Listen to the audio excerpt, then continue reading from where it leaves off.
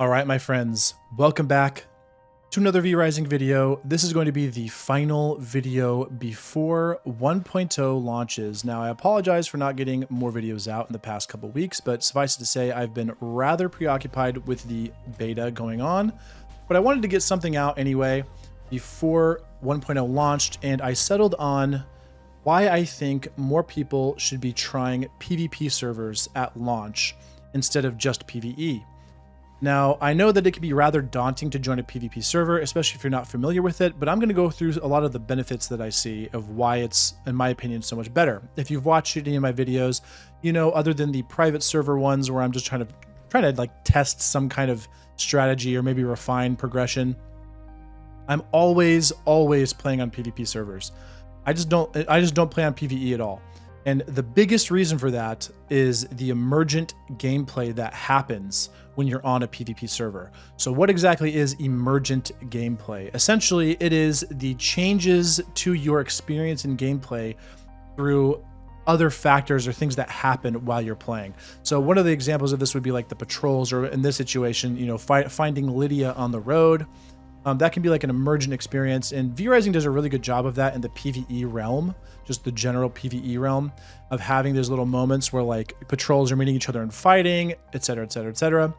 But there really is just no comparison between PvE and PvP when it comes to this, and the biggest reason for that is on PvP servers, there are server unique end game items called soul shards. And on PvE, they are not unique. Anyone can just get them. And while, yes, I guess you could race other people if you wanted to on a PvE, it's just not really the same whenever everyone can get to the end and, you know, get those soul shards. So that's one of the things that I love. It's actually the thing I love the most about this game, is just the idea of racing other people off of a fresh wipe to be the first clan to get those soul shards. And throughout that process, there's a lot of stuff that goes on. You start with your 30-minute PvP protection, so you kind of get to refine a specific 30-minute strategy of how to get ahead as much as you possibly can. And you use that time to craft some kind of thing, and while you're doing that, you can have form these like temporary alliances with other people. And essentially that they can transform into like a friendship on that server, or even a rivalry where you're kind of like, all right, man, look, I'll see you later. Right now we're, you know, PvP immune, but you better watch out, watch your back whenever PvP protection drops.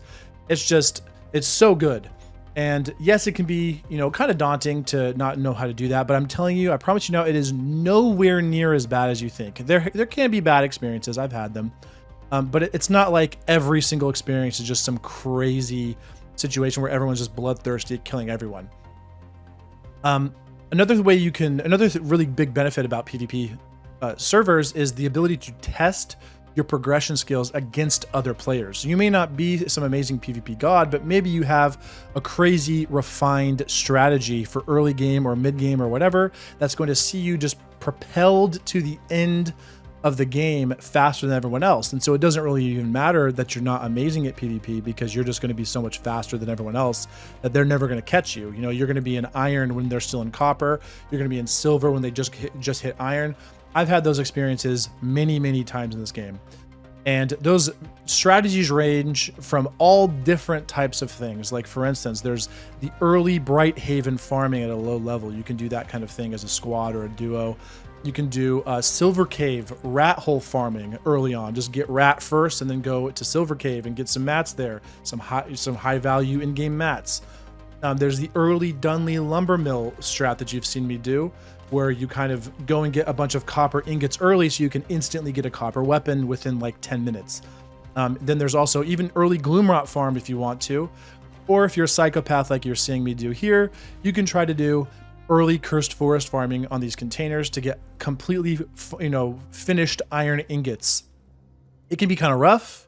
Obviously, you've seen me die like a billion times, and it won't be the last time here, but it is something you can practice and figure out. All of these strategies and stuff are just some things that are at your disposal on a PvP server. And while I get you could do it on PvE, there really isn't much point, which brings me to the biggest reason I think it would be why I think PvP is just so much more fun in general.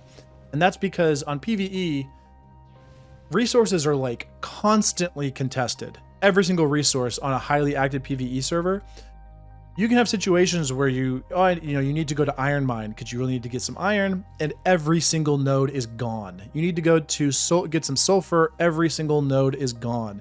And there is literally nothing you can do about it but stand there or camp there.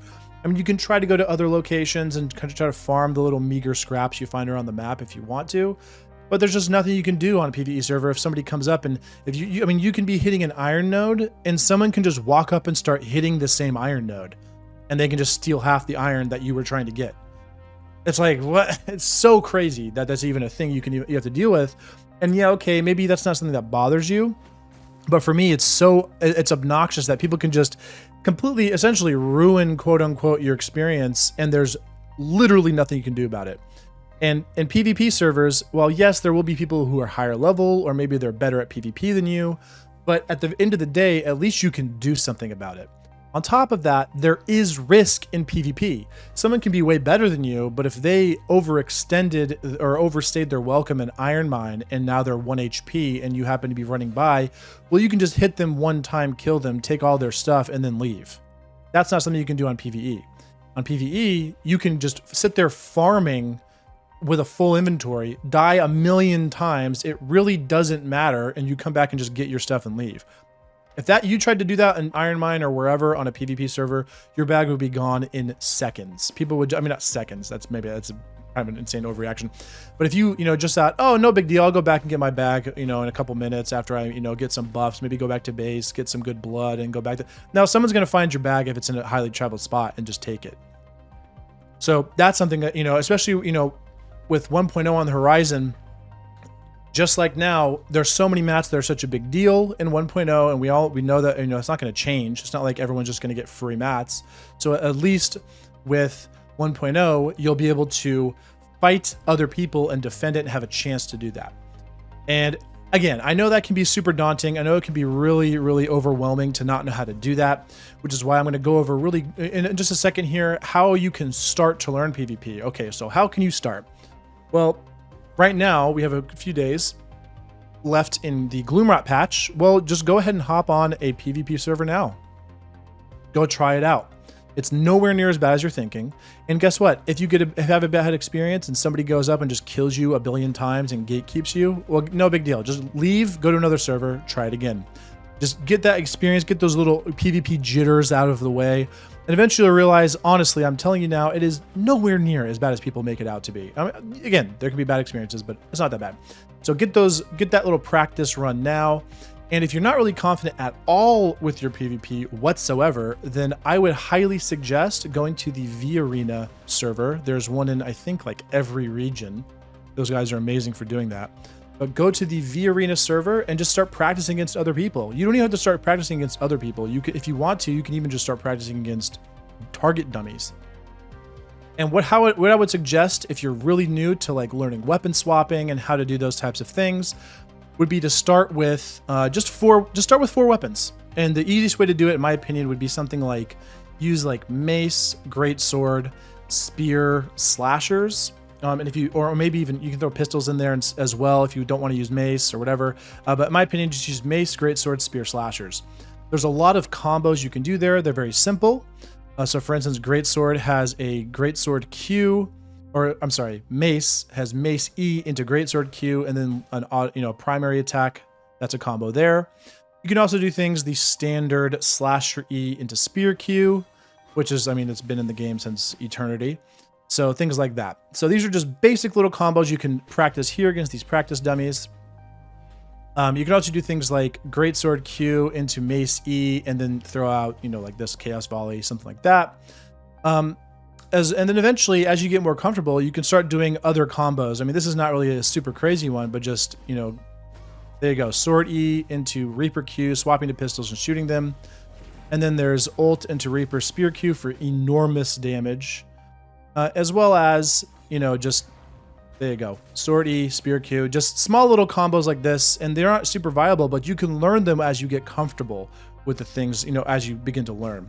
And I even took the time recently to start teaching a player how to, my friend here, how to do this, basically just how to start. He was really super not confident with playing with multiple weapons. All he would use is basically just pistols, and he would use spear until he had pistols. Once he had pistols, he would only use pistols. And so I took the time to just kind of get him in here into V Arena and say, look, you're going to get dumpstered. It's no big deal. We're just going to fight and get you practicing and learning. And within, I'm not kidding, maybe in 2 hours, he went from, not understanding how to, not understanding that you could swap weapons in the middle of a mistrance teleportation to being fairly comfortable with 4 weapons. And this was within like 2 hours. So you can imagine if you were to just put a little bit of effort into this over the next couple days, you could see, and even if you don't even want to learn how to swap to every single weapon, and you just start, hey, I'm going to learn how to swap with 4 weapons. That right there alone will put you leaps and bounds above the majority of the player base in this game. So many people use like 1, maybe 2 weapons. And half the time they're not even using, good quote unquote spells or builds, I guess you could say. They just use whatever spells they want to use. And one of those things that you'll see, for instance, is double defense. So if you're trying to learn how to weapon swap in the beginning, you don't really want to use things like, spam like projectile spells, etc. It just use easy to use, quote unquote, no thought spells, 0 IQ spells like Phantom Magus, Bloodright, like I'm using here, where you kind of just press the button and use it on yourself and you get value pretty much every single time. So that's the kind of thing you want to start out with. You just starting doing that. And then as far as like keybinds go, right? So mace, greatsword, spear, slashers. Well, just put them on something like 1, 2, and if you have mouse buttons, do mouse 4, mouse 5. Or you can do things like put it on middle mouse and 3, or even just 1, 2, 3, 4. It's not that hard to reach all 4 of those. If it is, there's also other buttons like C or V, etc., etc., etc., etc. Z. A lot of buttons there's close to your left hand are also really good to use for this. So these are just some really basic things you can do to get into this. And I promise as you just give it a little bit of time, you will be able to see huge, huge growth in your PvP journey. And the more you get used to that, the less scared you'll be, or, apprehensive, I guess you could say, you'll be whenever joining a PvP server. And overall, the experience is just so much fun. And I promise that it's, you're just going to have a great time as you continue to do that. So something else to keep in mind as well, don't let people tell you what is, quote unquote, the okay spell to use. This is something that I've experienced in V Arena and other places where people will literally whine at your spell choice, which is to me just like it's so dumb, because like who cares, right? You can't really choose what someone's going to use, so why would you whine about what they're using? It is so obnoxious that people do this. So that concept, by the way, is called the scrub mentality, which I actually think I'm probably going to do a video on. There's so much of that going on that I've experienced where people will whine. So for instance, soul burn. People whine about soul burn and they say, oh, okay, does it need a nerf? Yeah, it probably does, for sure. But in the meantime, while it's not nerfed, why, just play against it. That's just how it is. The scrub mentality, if you don't know what that means, it is the refusal to use something that gives you a competitive advantage for the sake of being like honorable or something, or, fair or whatever it may be. Look, soul burn's annoying. It's not that bad. It's not like the game just completely ends whenever you have soul burn going. You can learn to play against it. And is it annoying? Is it like, can it be obnoxious? Yeah, it can. But it doesn't mean that the game is over instantly. So just don't let them tell you that Phantom Magus Blood Rage is just too OP, so you shouldn't be using it, or Soul Burn whatever is just too annoying, so you shouldn't be using it. No, just use what you need to win the fight, right? And again, that is the scrub mentality, which I really think I should go into more depth in a single specific video. Essentially, the concept of that is get good. But anyway, I am super excited for 1.0. It is going to be absolutely fantastic.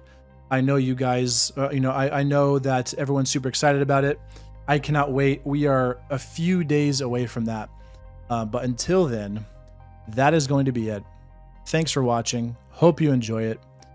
And we will see you in 1.0.